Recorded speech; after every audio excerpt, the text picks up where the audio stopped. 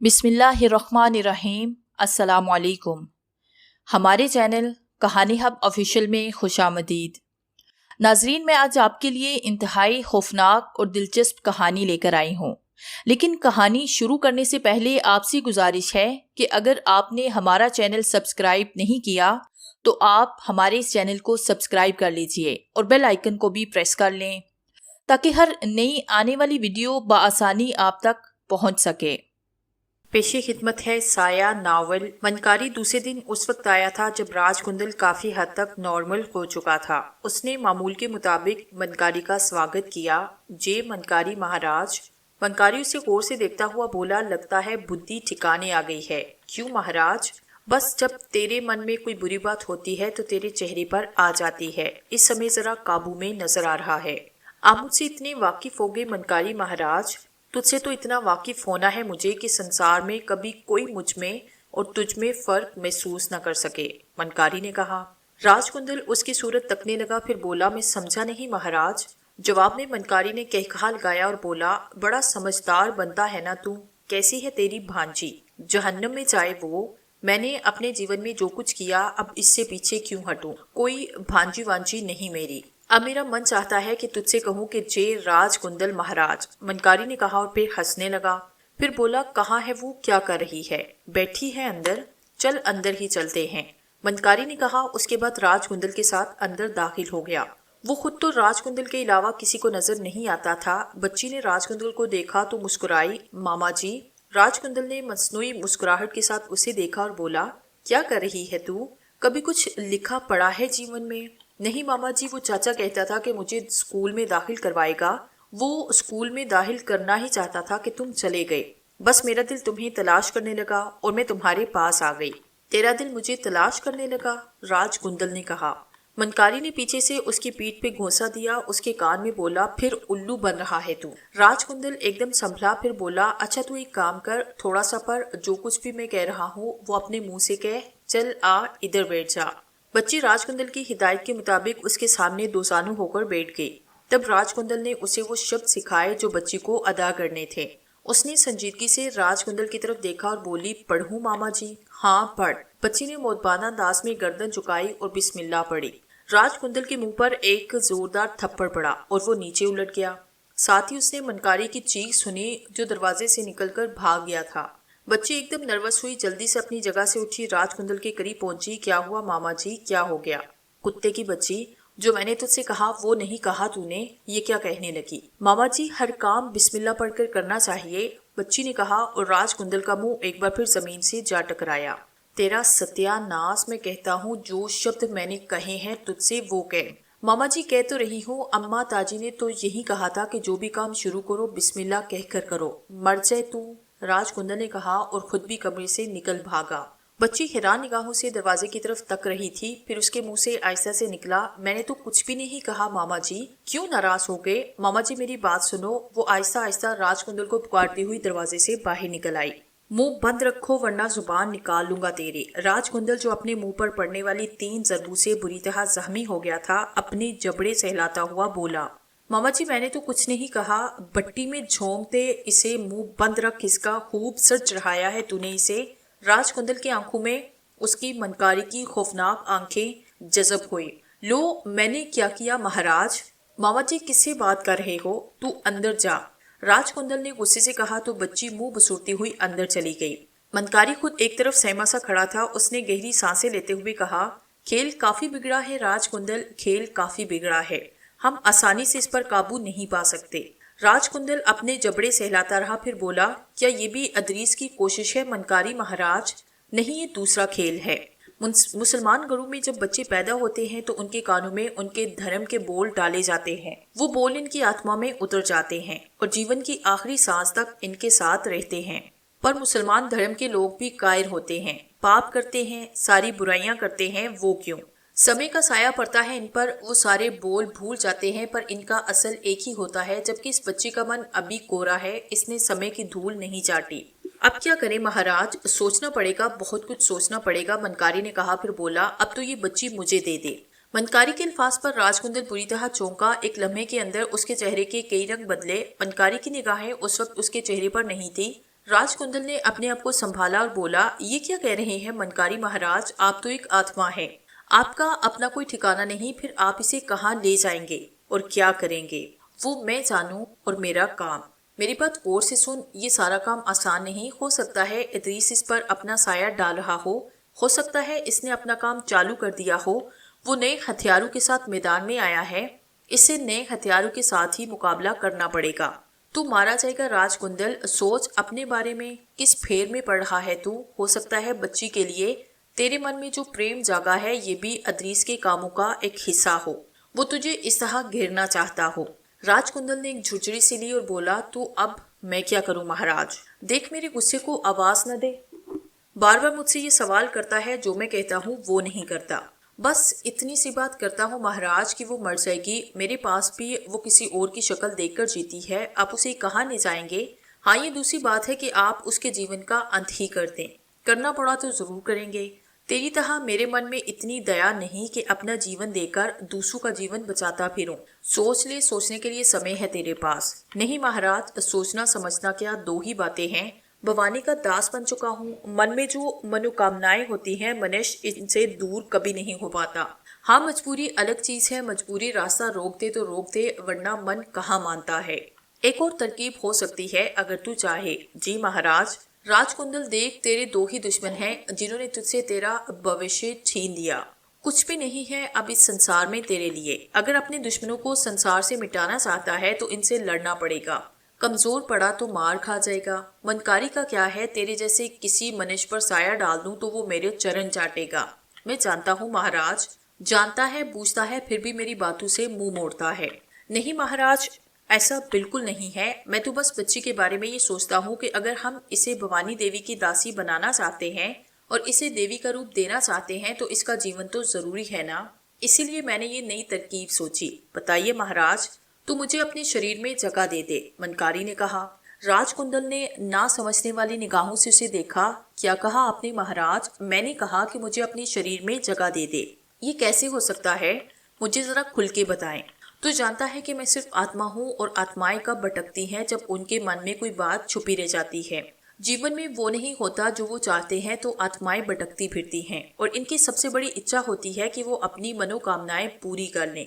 आत्माओं के हाथ नहीं होते, वो संसार में हवा की तरह चलती हैं। हाँ, अगर किसी आसमान को शरीर मिल जाए तो फिर उसे हाथ पांव भी मिल जाते हैं। शरीर तेरा, शक्ति मेरी। फिर देखते हैं शानवास और अदरीस कैसे बचते हैं। महाराज, ये कैसे हो सकता है? क्या आपकी आत्मा मेरे शरीर में दाखिल हो जाएगी? हाँ, हो सकता है। और मेरा क्या होगा? राजकुंदल ने तशवीश भरे लहजे में कहा। एक शरीर, दो आत्माएं।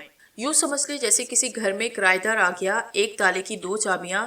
तू ही रहेगा, बस तेरे शरीर में मेरी आत्मा एक किराएदार की हैसियत से रहेगी। तू जब चाहेगा अपने शरीर को अपनी खुशी से इस्तेमाल कर सकेगा और मैं तुझसे अपने ताले की चाबी ले लूंगा। जहां मैं चाहूंगा वहां मैं तेरे शरीर को इस्तेमाल करूंगा। राजकुंदल, उसी तरह मेरी आत्मा और तेरा शरीर मिलकर अदरीस और शानवास को खत्म कर सकेंगे। तू हर मामले में मुझसे पूछता है ना कि अब मैं क्या करूं, तो समझ ले कि फिर तेरे शरीर के अंदर वो मैं करूंगा जो तेरी जरूरत होगी। राजकुंदल बड़ा हैरान हुआ। थोड़ी देर तक सोचते रहने के बाद उसने कहा, ये मेरे जीवन का बड़ा अनोखा तजुर्बा होगा महाराज। अच्छा, एक बात बताएं, जब आपकी आत्मा मेरे शरीर में दाखिल हो सकती थी तो आपने पहले ऐसी कोशिश क्यों ना की? नहीं, अब जबकि तू ये बात कहता है कि बच्ची मर जाएगी, इसके साथ मैं वो सलूक ना कर पाऊंगा जो तू करता है, तो फिर ये जरूरी है। और वैसे भी आत्माओं का खेल जरा अलग होता है। जब तक तू अपने मन से न चाहे कि मैं तेरे शरीर में किराएदार की हैसियत से अंदर आ जाऊं तो मैं नहीं आ सकता।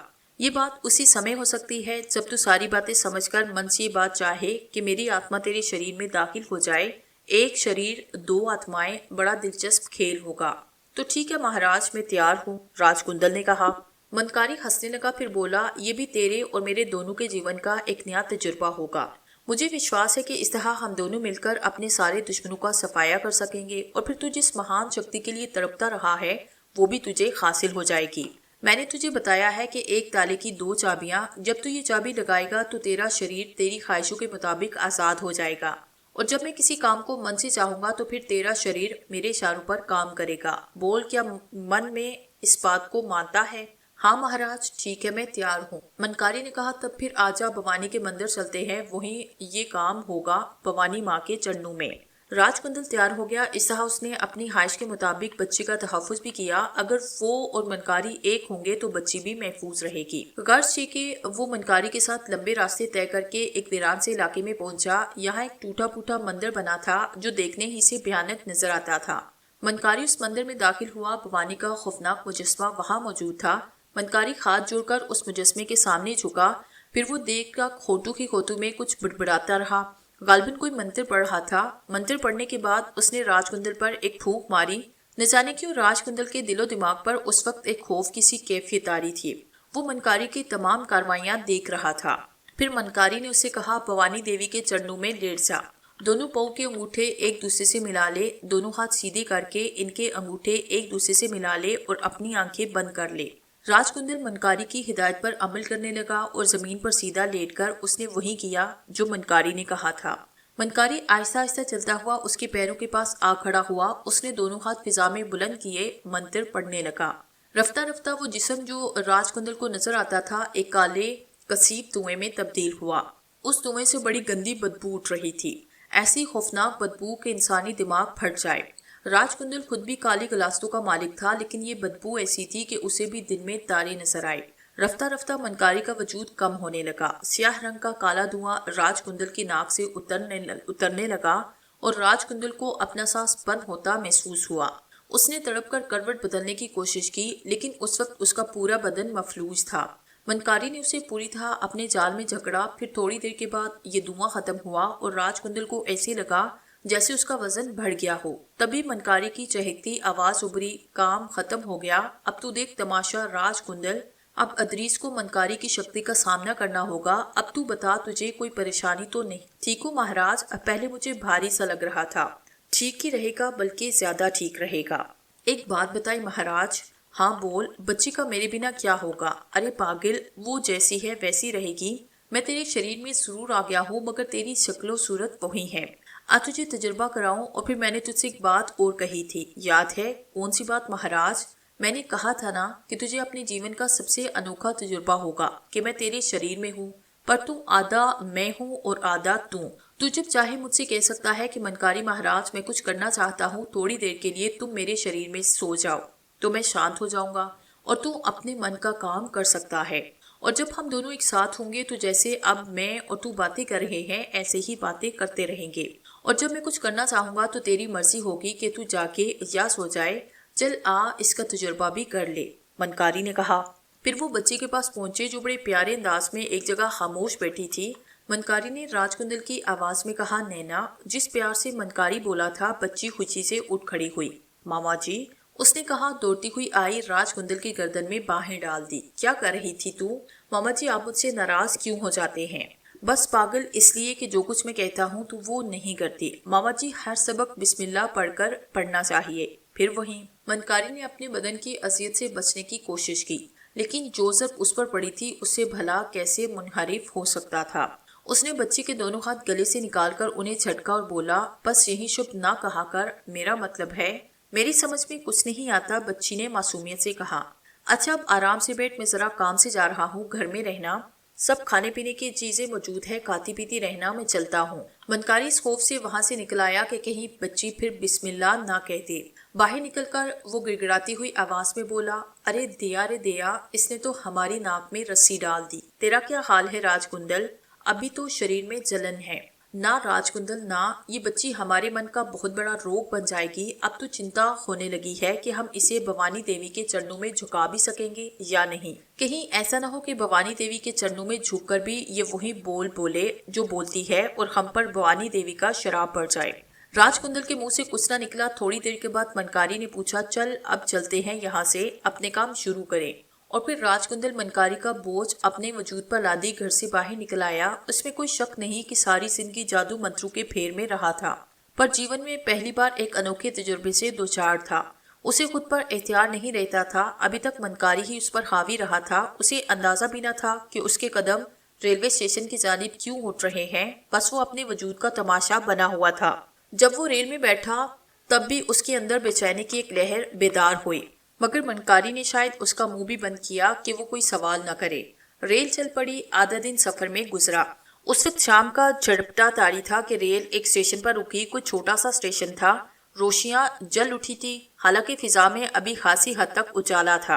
राजकुंदल मनकारी के जेरे असर उस स्टेशन पे उतर आया। पूरे रास्ते कोई बात ना हुई थी। मनकारी ने उसका मुंह बंद कर रखा था, लेकिन रेलवे स्टेशन पर उतरने के बाद अचानक ही राजकुंदल को यूं लगा जैसे उसकी जुबान आजाद हो गई हो। ये कौन सी जगह है मनकारी महाराज? तेजापुर नाम सुना है इसका कभी? हाँ सुना है, पर हम यहाँ क्यों आए? आजा चेले, गुरु से सवाल मत कर, आजा। मनकारी साहा आगे बढ़ा जैसे इन रास्तों से पूरी तरह वाकिफ हो, और फिर वो एक पुरानी हवेली के पास जाकर रुका। हवेली के दरवाजे पर चारपाई बिछी थी और एक आदमी उस पे बैठा हुआ था। सयार राम महाराज से मिलना है हमें। भैया जी इतला दे दो कि रघबीर आया है। जी महाराज, चारपाई पर बैठे हुए आदमी ने कहा और उठकर हवेली के दरवाजे से अंदर दाखिल हो गया। कुछ ही लम्हों के बाद वो एक भारी बदन के आदमी के साथ बाहर आया। मनकारी ने रुख बदला और जब उसका चेहरा सामने आया तो वो बिल्कुल अजनबी चेहरा था। राजकुंदल ख्याल की आंखों से अपने चेहरे को देख रहा था। बिल्कुल ही बदला हुआ चेहरा। आने वाले ने दोनों हाथ जोड़कर कहा, अरे रघबीर महाराज, हम तो सपनों में भी नहीं सोच सकते थे कि आप इस तरह हमारे घर पधारेंगे। आइए आइए। मनकारी हंसता हुआ अंदर आया। ये अनोखा खेल राजकुंदल की समझ में बिल्कुल नहीं आ रहा था। भारी बदन का आदमी मनकारी को लिए हुए अंदर आया। हवेली अच्छी खासी बड़ी थी, लेकिन यूं लगता था जैसे घर के मकीन माली तौर पर हाथ से उलझे हुए हों। डेवरी में भी चारपाइयां बिछी थी। मनकारी को बैठने की पेशकश की गई। मनकारी ने कहा, कहो सियाराम कैसे हो? बस महाराज, क्या बताएं, आपको जीवन बीत रहा है। अरे क्यों, तुम्हें तो बड़ी दौलत मिली थी उस ससुरे मनकारी के मरने के बाद। कहा महाराज, धोखा किया सबने हमसे, एक फूटी कोड़ी न दी। फिर तो सियाराम बड़ा घाटा हो गया तुम्हें। तुमने तो बड़ी मेहनत से मनकारी को जहर दिया था। रघबीर महाराज, हम अकेले तो ना थे, सवन सती भी शरीक थी। अरे भैया, तूने मनकारी से उसका जीवन छीना और तुम्हें मिला भी कुछ नहीं। मैंने उसका जीवन नहीं छीना था महाराज। हाँ हाँ, जिसके लिए भी तूने ये काम किया, पर बुरा किया है। छोड़, बाल बच्चे कैसे हैं? कहाँ है? सारे के सारे अलग अलग हो गए। वो जो कहती है ना कि जब मनुष्य पर बुरा समय आता है तो अपना साया भी साथ छोड़ देता है। सबको जीवन भर ऐश कराता रहा और जब मुझ पर पड़ी तो अकेला रह गया।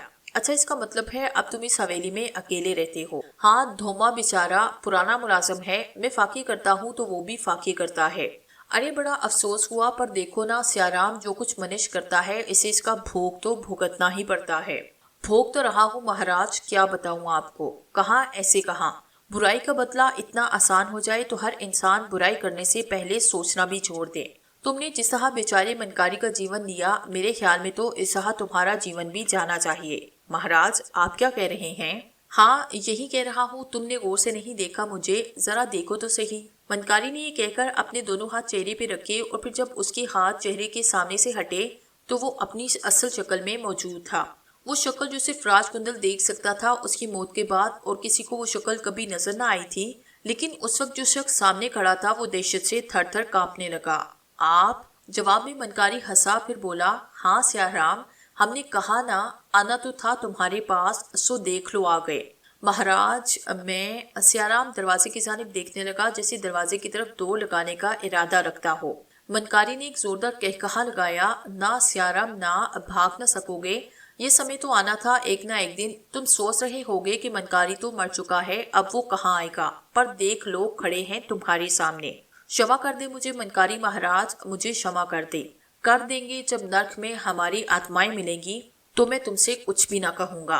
पर यह हो नहीं सकता कि मनकारी संसार से चला जाए और तुम मलकंदे मारो, क्या समझे? महाराज देखे तो सही एक बार, मैं आपको हर जुर्माना देने को तैयार हूँ। अरे वाह, क्या मजेदार बातें कर रहे हो भैया। तुम्हारे पास रखा क्या है जो हमें जुर्माने दोगे? चलो जुर्माने में जीवन दे दो अपना। ये देखो। मनकारी ने हाथ ऊपर किया और उसके हाथ में एक प्याला आया। राजकुंदल खामोश तमाशाई बना था। हालांकि मनकारी उसकी जुबान से बोल रहा था, उसकी आंखों से देख रहा था, लेकिन वो उस वक्त एक खामोश तमाशाई की हैसियत रखता था। वो प्याला जो मनकारी के हाथ में आया था, नीचे हवा और उसमें गहरे सब्ज रंग की कोई चीज नजर आई, जैसे कोई जड़ी बूटी को पीसा गया हो। सियाराम थर थर कांप रहा था। उसकी आंखें बार बार बंद होने लगती। बेहोश हुए तो तुम्हारे पेट में चाकू भोंक देंगे, इसलिए सीधे खड़े रहो। लो ये देखो, ये क्या है? वही अमृत जल है ना जो तूने हमें पिलाया था, मनकारी ने कहा और प्याला आगे बढ़ाया।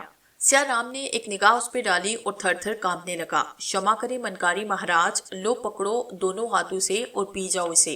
क्षमा करे मनकारी, मैं मर जाऊंगा। मरना तो तुम्हें वैसे भी है, पर देखो एक सलाह देते हैं तुम्हें। ये प्याला पी लो, ऐसे ही मर जाओगे जैसे हम मर गए थे। अगर तुमने ये ना पिया तो पहले हम तुम्हारी एक आंख निकालेंगे, दूसरी इसलिए नहीं निकालेंगे कि दूसरी से तुम देखते रहो। फिर तुम्हारे ऊपर मिट्टी का तेल डालेंगे, उसके बाद दिखा देंगे माचिस। दरवाजा बंद कर लेंगे ताकि वो तुम्हारा पालतू कुत्ता अंदर ना आए। बोलो कौन सी मौत पसंद है, ये प्याला पी रहे हो या फिर दूसरी? देखो, मनकारी ने कहा। इस बार उसके हाथ में मिट्टी के तेल का एक बर्तन आया। उसने उसकी डांट खोली और मिट्टी के तेल की बू फिजा में फैल गई। सियाराम के चेहरे पर शदीद दहशत नजर आने लगी। उसे अपनी मौत आंखों के सामने नजर आ रही। उसने हाथ जोड़ते हुए कहा, भगवान की सौगंध मनकारी महाराज, मैं निर्दोष हूँ। सारा काम स्ववंशवती का था। सियाराम, आत्माओं के सामने झूठ बोलते हो। आत्मा जुबान की कहाँ सुनती है, वो तो मन में झांकती है। देर कर रहे हो बिला वजह। ये लो। मनकारी आगे बढ़ा। उसने मिट्टी के तेल की बोतल सियाराम के सर पर उंडेल दी। क्षमा कर दो महाराज। सियाराम मिट्टी के तेल में भीग गया। वो पीछे हटता हटता दीवार से जा टिका। मनकारी ने माचिस निकाली। आखिरी लम्हा है, तुम्हें मौका दे रहे हैं। ये जहर पी लो या फिर जीते जी झल मरो। मनकारी ने एक बार फिर जहर का बर्तन सियाराम की तरफ बढ़ाया और सियाराम ने कांपते हाथों से वो बर्तन पकड़ा। मनकारी हंस पड़ा और बोला, हाँ ये हुई ना बात, हमें भी यही पसंद है। तूने भी इसी तरह हमें जहर पिलाकर इस संसार से दूर किया था, क्यों है ना? सियाराम का पूरा बदन थर थर कांप रहा था। जहर का प्याला उसके हाथों में था और वो हसरत भरी निगाहों से अपने इर्द गिर्द के माहौल को देख रहा था। पीजा पीजा, देर मत कर, वरना मुझे पता है कि तेरा पूरा बदन मिट्टी के तेल से भीगा हुआ है। माचिस की एक तीली जलेगी, उसके बाद चल जल्दी कर, हमारे पास इतना समय नहीं। सियाराम ने हसरत भरी निगाहों से एक बार फिर माहौल को देखा। उसके बाद जहर का प्याला होंठों से लगाया। उसका मुंह बना था, लेकिन सामने मनकारी एक दरिंदे की तरह खड़ा नजर आ रहा था।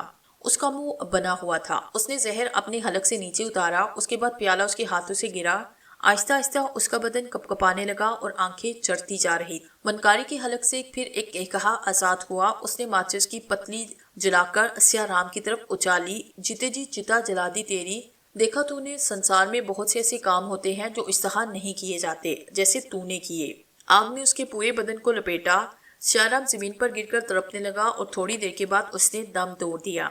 मनकारी के हलक से कहकहा निकला। उसने राजकुंदल से कहा, चल राजकुंदल, अब जरा इस संवत सदी को भी देख लें। राजकुंदल खामोशी से ये सारा तमाशा देख रहा था। खुद भी उसने न जाने क्या क्या खेल खेले थे, मगर न जाने क्यों अब उसके अंदर एक ढीलापन पैदा हो गया था। लेकिन बदन पर मनकारी का कब्जा था। कुछ करना चाहता तब भी कुछ नहीं कर सकता। चुनाचे खामोशी से मनकारी के साथ चल पड़ा। मनकारी शायद दुनिया से जाने के बाद दुनिया की चीजों से ज्यादा मोहब्बत करने लगा था। एक बार फिर उसने रेल का सफर किया। राजकुंदल के बदन पर कब्जा जमाए हुए उससे लुत्फ अंदोज होता रहा। रास्ते में कई बार उसने राजकुंदल से बातें की और सफर जारी रहा। फिर राजकुंदल गढ़ी का स्टेशन आया और मनकारी उठ खड़ा हुआ। उस वक्त रात हुई थी। राजगढ़ी के रेलवे प्लेटफॉर्म पर कोई रश न था। हर तरफ एक खामोशी और सन्नाटे का राज था। राजकुंदल के जिस्म में मनकारी स्टेशन से बाहर निकला और फिर एक तांगे वाले के करीब पहुंचा। महारानी सवनवती द्वार जाना है भैया, ले चलोगे? आइए महाराज, अब महारानी जी के मेहमान हैं तो हमारे भी मेहमान हैं, तांगे वाले ने कहा। फिर तांगा टक टक करके चल पड़ा। लेकिन राजकुंदल महसूस कर रहा था कि टांगे का घोड़ा बार बार फुड़क रहा है। गालिबन एक बदरू को अपने ऊपर लदे देखकर खौफजदा था। लेकिन ये भी अजीब खेल था। एक बदरूह थी और एक जीता जागता इंसान, एक चांद दो गालिब। तांगा सफर करता रहा। राजकुंदल का ये दिल नहीं चाहा कि संवत सदी के बारे में मालूमात हासिल करें। मनकारी जो कुछ करता फिर रहा था वो राजकुंदल के तस्वुर से बाहर की चीज थी। उसे इस बात का बिल्कुल अंदाजा नहीं था कि उसका शरीर हासिल करने के बाद मनकारी इस तरह अपनी मनमानी करता फिरेगा। समनवती की हवेली सुख पत्रों से बनी हुई थी और बड़ी आलीशान थी। मनकारी ने कहा, अब अंदर जाना है हमें, जरा देख तमाशा। वो गेट पर पहुंचा। गेट पर दो पहरेदार मौजूद थे। भैया रानी जी के मेहमान हैं, अंदर जाने दो। ना कोई सवाल ना करोगे, बस रास्ता छोड़ दो। दोनों ने सर झुका के रास्ता छोड़ा। उनकी आंखों से पता चलता था कि मनकारी ने उनपे सहर किया। वो अंदर दाखिल हो गया। ऐश कर रही है ससरी, मनकारी से धोखा करके ऐश कर रही है। अरे राजकुंदल बड़ी सेवक थी ये हमारी, और वो ससुरा सियाह राम वो इसका खजांची था, इसकी दौलत का पहरेदार, और हमने इसके लिए जो कुछ किया वो बहुत बड़ी बात थी। हमसे कहती कि मनकारी 100 जीवन मिले तो तुझ पर वार दूंगी, तूने मेरी लाज रखी। भैया हमने उसकी लाज रखी, उसने हमारी अर्थी निकाल दी। है इस संसार में कोई भरोसे के काबिल, सियाह राम से मिलकर उसने हमें जहर दिया और हम मर गए।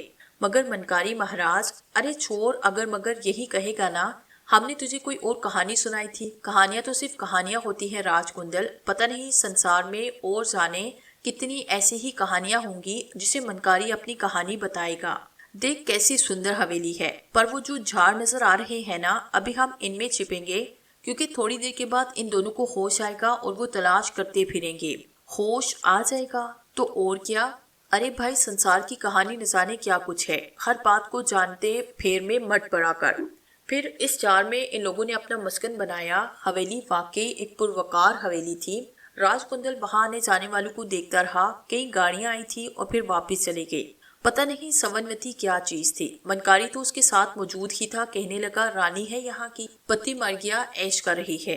पति की मौत के बाद इसके मुखालफों ने इसे धरती चटाने की कोशिश शुरू कर दी, पर यह मनकारी ही था जिसने इसके दुश्मनों को एक एक करके चिता में जलवाया, और इसने अपना राज छुपाने के लिए सियाह राम के जरिए मनकारी को मरवाने की कोशिश की। ये अलग बात है कि मनकारी खुद बहुत से खेल खेलता रहा। आजा समय हो गया है, जरा देखे तो महारानी जी को। वैसे तो बड़ी सुंदर है, हालांकि उम्र अच्छी खासी हो गई है। वो विधवा है, पर क्या शानो शौकत है। राजकुंदल अपने जिस्म को बचाने के लिए सरगर्दा था। मनकारी तो आत्मा था। राजकुंदल के बदन को कुछ हो जाता, कोई जख्म पड़ जाता तो मनकारी को इसका बदन छोड़ भागता। मुसीबत राजकुंदल को भुगतना पड़ती। चुनाचे वो अपने आप को छुपाए छुपाए आखिरकार उस हवेली के उस दरवाजे पर पहुंचा जिस पर 2 दरबान खड़े थे। ले सुसरी ने हर जगह गन मैन खड़े कर रखे, पर इनकी गनों से पानी ही निकलेगा मनकारी के सामने। राजकुंदल उस वक्त खौफ का शिकार था। मनकारी दरवाजे के सामने जा खड़ा हुआ और वो दोनों सीधे हो गए। कौन हो तुम? उनमें से एक ने गुस्से से पूछा। महारानी जी के मेहमान हैं, वो इस समय तुम्हें नहीं मिलेगी, जाओ कल सुबह आना। अरे भैया, जाना तो हमें इसी समय है। मैं कहता हूँ पीछे हटो। आगे बढ़ने की कहो, पीछे हटने की बात ना करो। ये क्या लिए फिर रहे हो? हाथ में पानी निकलता है इनसे तो। और राजकुंदल ने देखा कि उन दोनों की बंदूकी से पानी बह रहा है।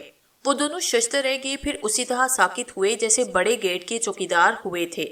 मनकारी हंसने लगा। उसके बाद दरवाजा खोलकर अंदर दाखिल हुआ। इंतहाई वसीओ अरीज कमरा था जिसके बीच एक जरगार छप्पर खट पड़ा था, और उस छप्पर खट पर तकरीबन 35-36 साल औरत शबहाबी के लिबास में नीम दराज थी। दरवाजा खोलने की आवाज पर उसने चौंक कर इधर देखा और फिर राजकुंदल को देखकर जल्दी से उठकर बैठ गई। उसने गालबन उस घंटी की तरफ हाथ बढ़ाया जो चौकीदारों को बुलाने के लिए थी, लेकिन मनकारी ने राजकुंदल के रूप में हाथ उठाया और बोला, नहीं सवनवती, ये घंटी नहीं बजेगी। कोई नहीं आएगा इस समय। हमारी आवाज तू पहचान। रूप बदल गया है पर आवाज नहीं बदली। गौर कर। कौन हो तुम? मनकारी, तेरे हमेशा काम आने वाला मनकारी, जिसे तूने समय से पहले संसार से बाहर भेजा। सवनवती की खूबसूरत आंखें खौफ और हैरत से फटी थी। तुम यहाँ क्यों आए? तेरे प्राण लेने सुंदरी। अरे हम इस संसार से चले गए, तेरा पति भी चला गया, तू यहाँ क्या झक मार रही है? देखो मनकारी, मैं सियाह राम ससुरे की चिता जलाए हैं, और अब तू भी अपनी चिता खुद तैयार करेगी। इस छप्परकट में आग लग जाए और तू इसी में जलकर भस्म हो जाए तो कैसी रहेगी? मनकारी के इन अल्फाज पर सवनवती ने बिस्तर से उठने की कोशिश की, लेकिन फिर इस तरह झटके से बिस्तर पर गिर पड़ी जैसे किसी ने उसे धक्का दिया हो। मनकारी फिर इसी मकरू अंदाज में हंसने लगा। हाँ, एक खेल याद आया, हथौड़ी और कील का खेल। देख सवनवती, बड़ा सुंदर मुखड़ा है तेरा, और तेरा माथा तो ऐसे लगता है जैसे चांद चमक रहा हो। इसके बीच में अगर ये कील ठुक जाए तो कैसी लगे? मनकारी ने हाथ ऊपर किए। एक हथौड़ी और एक लंबी सी कील उसके हाथ में आई।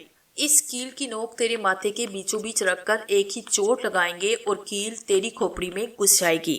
राजकुंदल का पूरा बदन कांप गया, लेकिन वो बदन उसका था कहाँ? मनकारी के कब्जे में था। सवनवती के माथे पर वो लंबी कील रखकर एक ज़रब लगाई और सवनवती की चीख फिजा में बुलंद हुई। वो बुरी तरह तड़प रही। सवनवती के तड़पने का तमाशा वो देर तक देखता रहा। सवनवती छप्पर घर से नीचे गिर पड़ी। मनकारी ने कहा, चलो कुछ दूसरों के लिए भी छोड़े, इसकी चिता दूसरे ही जला लेंगे। राजकुंदल की समझ में नहीं आ रहा था कि वो क्या करे। मनकारी अपने ही खेल खेलता फिर रहा था। सियाराम और सवनवती ही नहीं, पंडित हरेश चंद, राम मुखर्जी और एक और शख्स मनकारी के इंतकाम का शिकार हुआ।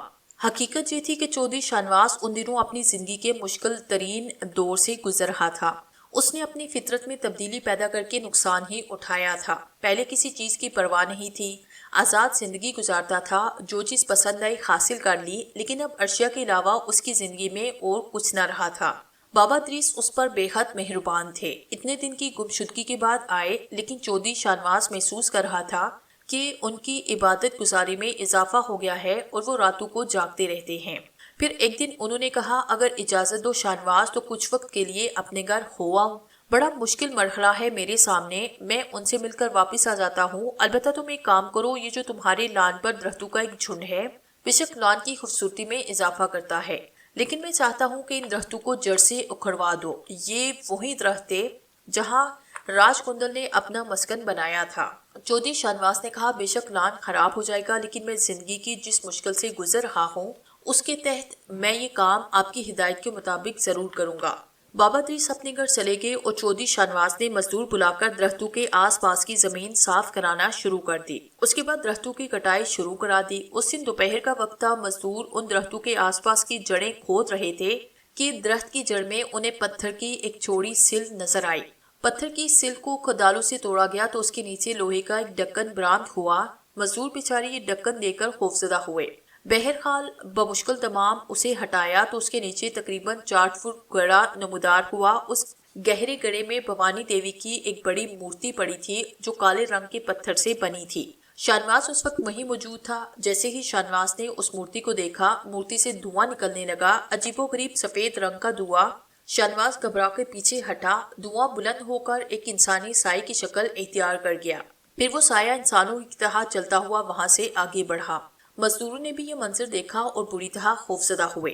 वो काम करने से गुरेज करने लगे। एक मजदूर ने कहा, साहिब जी, ये तो कोई असेबजदा जगह है। अभी मजदूर ने इतना ही कहा था कि अचानक ही मजदूर को किसी ने उठाकर जमीन पर दे मारा। मजदूर की काफी चोट आई, वो बेहोश हो गया। बमुश्किल तमाम उसे होश में लाया गया तो वो जोर से चीखने लगा। उसने कहा कि अब वो काम नहीं करेगा। उसके बाद सारे मजदूर वहां से चले गए। शानवास पूरी तरह खौफजदा हुआ। फिर उसी रात अर्शिया पर दोबारा दौरा पड़ा। शानवास ने उसकी हालत देखी, उसका दिल लरज गया। अर्शिया की जुबान तकरीबन 6 इंच बाहर लटक आई। उसकी खलक से भेड़ियों जैसे गड़ाहट निकल रही थी। फिर वो एक टांग पर खड़ी हुई और बहुत देर तक इसी तरह खड़ी रही। फिर उसकी जुबान बंद हुई। डेले वापस अपनी जगह आए, लेकिन उसके साथ ही वो धड़ाम से जमीन पर आ पड़ी। शानवास ने हमीद खान को भी आवाज न दी। वो खुद ही सब कुछ भुगत रहा था। अर्शिया जब जमीन पर गिरी तो वो फुर्ती से आगे बढ़ा। उसने अर्शिया को उठाने की कोशिश की, लेकिन जब उसने अर्शिया की गर्दन में हाथ डालकर उसे सरकाना चाहा तो उसे सरका न सका। वो इतनी वजनी हो गई थी कि शानवास की कोई कोशिश उसे उसकी जगह से हिला न सकी। ये इंतहाई खौफजदा करने वाली सूरत हाल थी। शानवास का दिल चाहा कि उसी वक्त वो यहाँ से रवाना हो जाए और जिस तरह भी बन पड़े बाबा अदरीस को उनके घर से बुलाकर लाए, लेकिन अर्शिया को इस हालत में छोड़ना भी मुमकिन न था। शदीद कश्मकश में गिरफ्तार था। मजदूर भाग चुके थे। हर मसले में नाकामी हो रही। फिर किस्मत ने जारवी की। बाबा दरीस खुद ही वापस आए। उनके आ जाने से शानवास को बड़ी ढारस हुई। हमीद खान ने बाबा दरीस को बाहर की सूरत हाल बताई। फिर बाबा दरीस अर्शिया के पास पहुंचे। अर्शिया का चेहरा सुस्त हो गया, रंग हल्दी की तरह जर्द हुआ, आंखें यरकान ज़दा मालूम होती थी। हालांकि उसके चेहरे की शगुफ्तगी और ताजगी देखने के काबिल होती, लेकिन अब वहाँ वीरानी थी। उसने बाबा दरीस को सलाम भी न किया। बाबा दरीस ने कहा, कैसी हो अर्शिया बेटी, सलाम नहीं किया तूने हमें। अर्शिया ने उनकी बात का कोई जवाब न दिया। उसकी आंखों का रंग तब्दील होने लगा। बाबा दरीस ने कहा, बैठ जाओ अर्शिया, आराम से बातें करेंगे। लेकिन अर्शिया अपनी जगह से उठकर कमरे की एक दीवार के पास पहुंची और फिर उसने गराई हुई आवाज में कहा, चले जाओ वरना अच्छा ना होगा। तो तुम किसी और रंग में बो रही हो। चलो फिर आज तुम्हारे खमायतू को भी देख लें, बाबा दरीस ने कहा। उसके बाद वो कुछ पढ़ने लगे। होंठों के होंठों में कुछ पढ़कर उन्होंने अपने दोनों हाथों पर फूंक मारी और दफातन एक होलनाक आवाज के साथ दरवाजे पर लात पड़ी। राजकुंदल अंदर घुस आया। अर्शिया ने भी एक चीख मारी और आगे बढ़कर राजकुंदल के पास आ खड़ी हुई। उसका चेहरा तब्दील हुआ, वो गहरे सुर्ख रंग में डूबी थी, यूं लगता था जैसे मुकम्मल खून की बनी हुई हो। आंखें अंगारों की तरह दहक रही थी, होंठ उसी तरह ऊपर को मुड़े थे। बाबा दरीस ने कहा, राजकुंदल, तूने अपनी जैसी सारी कोशिशें कर ली और इसमें नाकाम रहा। क्या चाहता है आखिर? राजकुंदल अकेला नहीं अदरीस, हमारा नाम मनकारी है, राजकुंदल के गुरु हैं और भवानी देवी के दास। अच्छा, तू अब चेला गुरु को भी ले आया। गुरुजी चाहते क्या हो? तुम लोग अपना धर्म बदलो, भवानी के दास बन जाओ। अच्छा, और अगर मैं तुझसे कहूँ कि तू दफा हो जा और जहन्नम में जा, जहाँ तेरा असल बसेरा है, तो क्या करेगा?